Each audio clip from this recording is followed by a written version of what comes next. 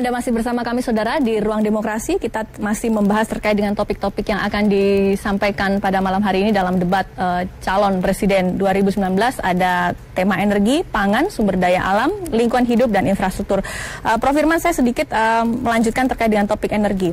Topik energi yang dicanangkan oleh Presiden Joko Widodo salah satunya adalah BBM satu harga, energi berkeadilan.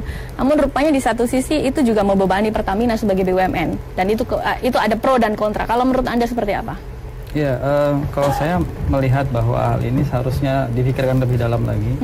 Mengingat bahwa BBM satu harga ini akan membuat salah satu institusi yang memang berundang situ justru kelimpungan.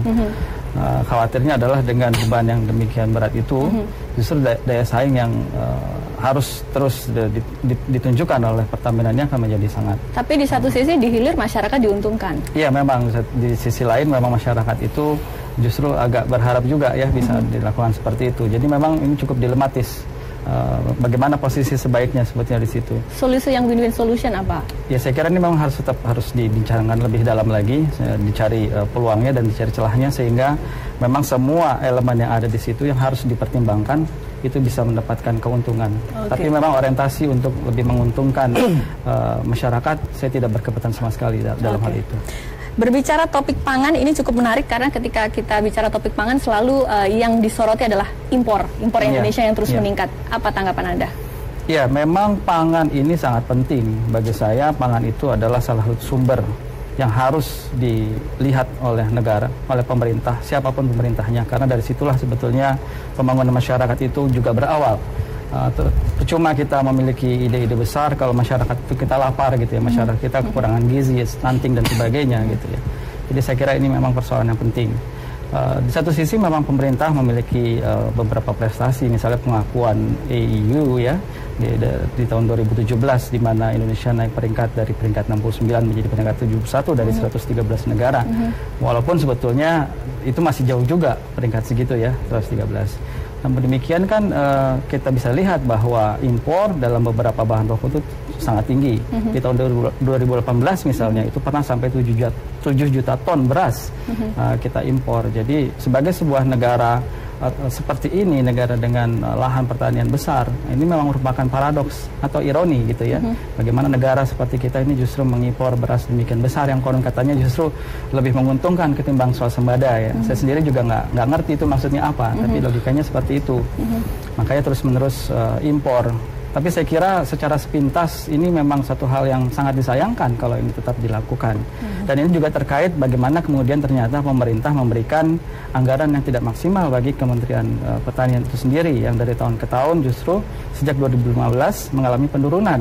Itu anggaran untuk apa? Secara umum anggaran pertanian ya, Kementerian Pertanian dari 35 triliun kalau saya tidak salah di 2015 sekarang hanya tinggal 21 triliun begitu ya. Anggaran itu rata-rata digunakan untuk apa, Prof? Detailnya saya memang penyediaan lahan juga termasuk. Saya kira ya, tapi intinya adalah tentu saja sebagai sebuah kementerian yang bertanggung jawab terhadap persoalan pangan itu seharusnya itu ditingkatkan bukan diturunkan, apalagi kita berkomitmen untuk melakukan kemandirian secara pangan begitu ya. Oke, Mas Arya, kalau terkait dengan pangan apa yang mungkin nanti bisa menjadi kritik dari Pak Prabowo? Ya, dari di awal sesi saya sempat sampaikan bahwa harga-harga pangan naik dengan berbagai alasan, tapi petaninya tidak menikmati. Nah, itu karena harga jual produk pertanian itu tidak pasti, Bulog kurang berfungsi, dan yang paling fatal ya impor itu tadi. Impor itu masuknya itu kayak nggak terencana, nggak diperdalam gitu loh. Satu instansi mau impor, instansi lainnya sama-sama pemerintah nih bilang udah cukup, terus lagi debat tiba-tiba impor. Udah itu yang paling atas bilang nggak tahu. Jadi kalau keadaannya kayak gitu, akhirnya yang dirugikan masyarakat, dalam hal ini petani. Jadi dia baru aja panen, tiba-tiba harga turun. Nanti harga naik pada saat belum panen. Jadi timingnya nggak pas. Nah, kayak gini-gini nih, sebenarnya sekarang tuh impor beras dan impor jagung dulu deh, yang di stop dulu sampai semuanya clear gitu. Karena beras dan jagung dan terutama sembako itu banyak petani kita yang sedang memproduksi itu, dan kalau impor dilakukan pada saat sedang panen atau baru mau panen, petani jadi kena.